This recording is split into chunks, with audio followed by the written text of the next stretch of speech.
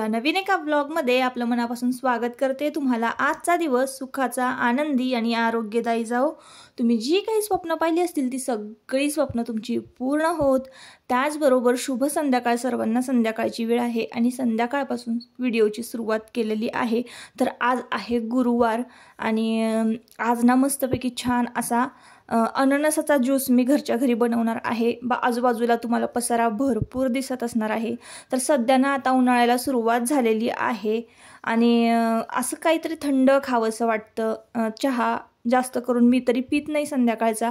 Juice वगैरे असला तर चहा बंदच करते आणि ज्यूस पिते। तर घरच्या घरी अननसाचा ज्यूस कसा बनवायचा, तर अगदी साधी सोपी पद्धत आहे ताईंनो, जास्त काहीच करण्याची गरज नाही। तर अननस मुळातच थोडासा आंबट असतं म्हणून मी त्यामध्ये साखर घातलेली आहे, चाट मसाला घातलेला आहे आणि ते आपल्याला छान मिक्सरच्या भांड्यामध्ये बारीक करून घ्यायचं आहे। आता तुम्हाला कन्सिस्टन्सी कशी पाहिजे आहे, घट्ट पातळ, तशी तुम्ही ठेवू शकता। त्याचबरोबर आहे ना, आता बघा ज्यूस बनवलेला आहे तर त्याचे गुणधर्म पण मी तुम्हाला सांगते। तर थोडंसं पातळ आणि घट्ट पातळ असं ठेवलेलं आहे मी। तर कन्सिस्टन्सी मी बरोबर मेंटेन केलेली आहे। एवढंच घट्ट असायला पाहिजे। खूप जर तुम्ही पातळ केलं ना, पाण्यासारखं पिण्यामध्ये काहीच अर्थ नाही। तर असं छान असा ज्यूस तयार झालेला आहे आणि हा अननसाचा ज्यूस ज्यांना किडनी स्टोन आहे त्यांच्यासाठी खरंच खूप गुणकारी आहे। तर लवकरात लवकर त्यांनी प्यायचा ज्यांना किडनी स्टोनचा प्रॉब्लेम आहे किंवा होतो।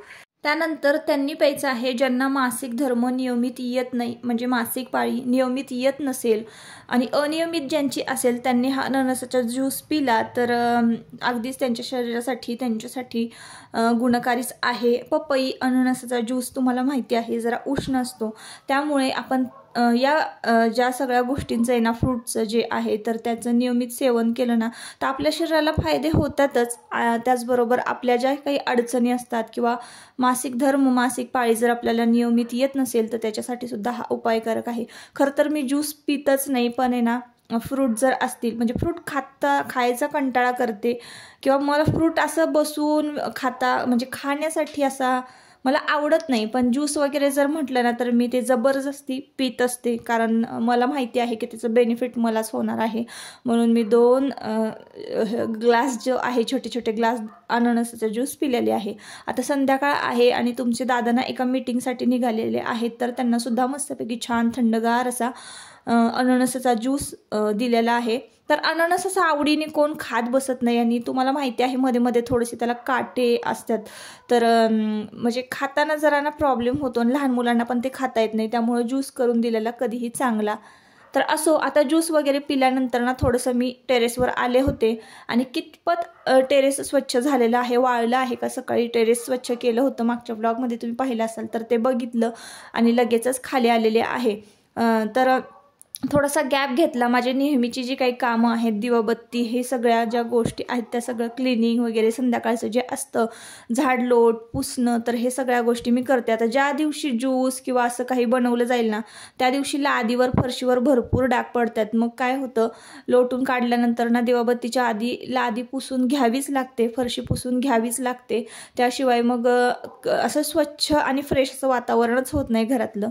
तर लादी फरशी पुसून घेतली, झाडलोट करून घेतली, आजूबाजूची जे काही पसारा, खेळणी मुलाने दुपारी घालून ठेवलेला असतो पसारा, शाळेतनं आल्यानंतर तो सगळा आटपला आणि मग इकडे किचनमध्ये आलेली आहे। तर किचनमध्ये आज आलेली आहे आणि जी काही ज्यूसची वगैरे भांडी होती तुम्ही पाहिली सुरुवातीला की भरपूर असा दुपारच्या वेळेला ना वेगवेगळे पदार्थ ज्यूस वगैरे ट्राय करून करून ना भांड्यांचा गराडा पडलेला असतो, तर तो गराडा जो भांड्यांचा होता सगळा तो घासून घेतलेला आहे आणि किचन कट्टा सुद्धा स्वच्छ केलेला आहे। तर संध्याकाळी स्वयंपाकाला लागण्याआधी किचन कट्टा जर छान स्वच्छ असेल ना तर मग स्वयंपाक करताना सुद्धा बरं वाटतं। नाहीतर मग भांडी जर खरकाटे असतील किंवा मग इकडे तिकडे पसारा असेल ना तर काही सुचतही नाही आणि भांडी सुद्धा हाताशी मिळत नाही। त्यामुळं ना स्वयंपाक करण्याआधी किचन कट्टा किंवा गॅस संपूर्ण स्वच्छ असणं गरजेचं आहे।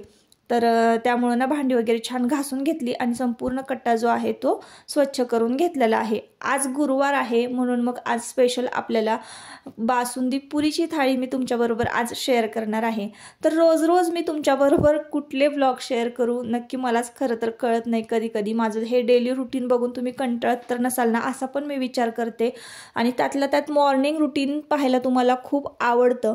पण असं दर गुरुवारी आमच्याकडे ना स्पेशल थाळी असते, म्हणजे स्पेशल म्हणजे बघा पुरी बासुंदी केली जाते किंवा गोड हे अगदी म्हणजे कंपल्सरी असतं गुरुवारच्या दिवशी आमच्या थाळीमध्ये. तर गुरुवारची थाळी जरा स्पेशल असते. तर दर आठवड्याला गुरुवार येतो ना, त्या दिवशी गुरुवारची थाळी जरा वेगळी असते, म्हणून म्हटलं चला आज तुमच्याबरोबर ना रेसिपी शेअर करूया. तर मी पनीरची रेसिपी शेअर करणार आहे, शाही पनीर रेसिपी, आणि त्यानंतर अगदी शॉर्टकटमध्ये आणि एक मी कशी करते ते सुद्धा तुमच्याबरोबर आजच्या ब्लॉगमध्ये शेअर करणार आहे. तर त्याआधी म्हटलं चला सिंक वगैरे चांगलं खसाखस घासून घेऊया. एकदा दोनदा आहे ना, ज्या वेळेला मी भांडे घासेन ना त्यावेळेला मला सिंक घासून घेण्याची सवय आहे आणि मध्ये मध्ये हे त्रास द्यायला दोघं जणी असतातच. आता स्वयंपाकाला सुरुवात करणार आहे. सिंक वगैरे सगळं स्वच्छ झालेलं आहे आपलं, आणि खिडकीवर एक जे मनी प्लांट लावलेलं आहे त्याची ग्रोथ तुम्ही पाहत असाल, छान वाढ झालेली आहे त्या रोपट्यामध्ये. तर चला आता आपण आहे ना पुरीचं मळून घेऊया. तर पुरीचं पीठ मळताना मी काय करते किंवा नक्की कुठल्या ट्रिक यूज करते तर ते आज मी तुमच्याबरोबर शेअर करते. तर संपूर्ण जो व्हिडिओ आहे ना ताईंनो, मी फार असा एडिट केलेला नाही आहे, फक्त फास्ट मोशनमध्ये मी तुम्हाला पटपट सगळ्या गोष्टी ज्या आहेत तर त्या दाखवणार आहे. तर परात घेतलेली आहे, परातीमध्ये तुम्ही पाहत असाल बरोबर 2 चमचे पीठ घेतलेलं आहे. त्यातलंही थोडंसं पीठ जे आहे ते मी काढून ठेवलेलं आहे. तर 6 माणसांना एवढं पीठ जे आहे ना गव्हाचं ते पुरेसं होतं. आणि 2 ते 1.5 चमचे आपण जर गव्हाची कणिक घेतलेली आहे तर आपल्याला ना 1 चमचा जो आहे तर तो रवा घ्यायचा आहे. अशा पद्धतीनं अशा प्रमाणामध्ये जर तुम्ही पुरीचं पीठ मळलं तर तुमची पुरी एकदम खुसखुशीत आणि तुम्ही कशीही लाटली ना तरीसुद्धा छान टमटमीत फुगणार आहे. तर अशाच पद्धतीनं मी पुरी करत असते. पुरी भाजी किंवा पुरी बासुंदी, श्रीखंड पुरी ही थाळी जर तुम्ही केलीत ना, उन्हाळ्याच्या दिवसामध्ये काय होतं ना, एकतर आपल्याला जेवण जात नाही आणि जेवढं पण आपण खातो ना तेवढं अगदी चवीचं असावं असं आपल्याला वाटतं. तर त्यामुळं अशा थाळी किंवा अशी रेसिपी ना उन्हाळ्यामध्ये आवर्जून मी करत असते आणि शक्यतो मांसाहार जो आहे ना तो कमी करत असते. तर आता पुरीचं पीठ मळायला घेतलेलं आहे. पुरीचं पीठ मळायला घेतल्यानंतर तुम्ही पाहिलं असाल मी मीठ घातलेलं आहे. तर मीठ थोडं जास्त घालायचं आहे पुरीला आपल्याला, कारण पुरीची चव ना थोडीशी वाढवायची आहे. त्यामुळं जास्त हे खारट नाही, पण नेहमी आपण चपातीला घालतो ना त्यापेक्षा थोडंसं जास्त मीठ जर पुरीला असेल तर पुरी नुसती कोरडी जरी खाल्ली किंवा कोणाकोणाला चहाबरोबर सुद्धा पुरी खायला आवडते. तर आमच्याकडे तर शिल्लक राहिली ना पुरी तर चहाबरोबर खातात. तर त्यामुळं ना थोडंसं मीठ जास्त घातलं ना तर त्याला म्हणजे पुरीला स्वतःचीच एक मस्त अशी चव येते. म्हणून आपल्याला पुरीची कणिक जी आहे ना ती अशा पद्धतीनं मळून घ्यायची आहे. तर पुरीची कणिक मळताना जास्त पातळ अजिबात मळायची नाही, थोडीशी घट्टच मळायची आहे आणि छान आपल्याला दाबून दाबून ती कणिक एकजीव करून घ्यायची, त्याचा गोळा करायचा आणि घट्ट अशी मळून घ्यायची आहे. आणि एक 10 ते 15 मिनटं आपल्याला ही कणिक जी आहे ती छान भिजत ठेवायची आहे. भिजत ठेवल्यानंतर आपल्याला थोडंसं पिठी लावून लाटून घ्यायची आहे. तर आता मी काय करते बघा, पनीरची भाजी करते. तर एकदम शॉर्टकट पद्धतीने मी तुमच्याबरोबर आज शाही पनीरची रेसिपी शेअर करणार आहे. तुम्हाला माहिती आहे आणि तुम्ही सुद्धा केली असणार आहे कधीतरी. तर हा सुहाना पनीर मसाला आहे, शाही पनीर मसाला. तर शाही पनीर टिक्का मसाला असं याचं पॅकेटचं आहे नाव आणि 40 रुपयाला हे पॅकेट मिळतं. तर कधीतरी ना मला स्वयंपाकाची खूप गडबड असेल आणि मला अगदी अर्धा तास पाऊण तासात जर मला स्वयंपाक करायचा असेल तर मी अशी भाजी मी झटकीपट अगदी 10 ते 15 मिनटामध्ये करते. तर पनीर आणलेलं आहे इथे 250 ग्रॅम पनीर आहे. पनीर थोडंसं मी धुवून घेते म्हणजे छान असं स्पॉन्जी होतं आणि मग आपल्याला ते पनीर छान कट करून घ्यायचं आहे. 1 कपभर दूध घ्यायचं आहे. मी अंदाजे दूध पातेल्यामध्ये घेतलं, तुम्ही पाहिलं असणार आहे. आणि त्या दुधामध्ये आपल्याला ना पनीर मसाला जो आहे आपण जो विकत आणलेला आहे तर 40 रुपयाला पॅकेट मिळतं. तर ते पॅकेट आपल्याला त्या दुधामध्ये मिक्स करून घ्यायचं आहे. दूध हे रूम टेम्परेचरवर असलं तरीही चालेल, फ्रीजमध्ये असलं तर थोडंसं जास्त थंड नसावं. तर थोडंसं असं कोमट जर दूध असेल तर त्यामध्ये पनीर मसाला जो आहे तो मिक्स करायचा आहे. पनीरचे तुकडे करून घेतलेले आहेत. पुरीचं पीठ भिजवलेलं जे आहे ते मी एका बाजूला ठेवून दिलेलं आहे. तर आणि लगेचच एका बाजूला मी तवा ठेवलेला आहे. तर सकाळी मी मुलांच्या डब्यासाठी कणिक भिजवलेली होती, त्यातल्याच थोडीशी कणिक राहिलेली आहे त्यातली. तर 1 चपाती लाटून घेणार आहे, कारण देवांश पुरी किंवा अशा ह्या गोष्टी ज्या आहे ना तो खात नाही, तर त्याला दूध चपातीचा कालाच लागतो. तुम्ही प्रत्येक ब्लॉगमध्ये पाहिलं असणार आहे. आणि मुलांचं रुटीनसुद्धा आणि त्यांच्या खाण्यापिण्याच्या सवयीसुद्धा मी तुमच्याबरोबर शेअर केलेल्या आहेत. तर आयुषसुद्धा मोठा होईपर्यंत, अगदी 7 वर्षाचा होईपर्यंत दूध कालाच खात होता. आणि आता देवांशसुद्धा त्यालासुद्धा तशीच सवय आहे, दूध कालाच तो खातो. त्यामुळे त्यांच्या आवडीच्या भाज्या वगैरे असल्या तर त्या थोड्याफार टिफिनमध्ये त्या खातात, नाही तर दोन्हीही टायमाला त्यांना दूध कालाच लागतो. आता आयुष खात नाही, आयुष मोठा झालेला आहे. त्यामुळं 7 वर्षापर्यंत माझ्या तर मुलांनी अगदी 1 वर्षाचं असल्यापासून 7 वर्षाचं होईपर्यंत दूध काला, दूध भाकरी यावरच मुलं म्हणजे खातात, अशी सवय आहे त्यांना.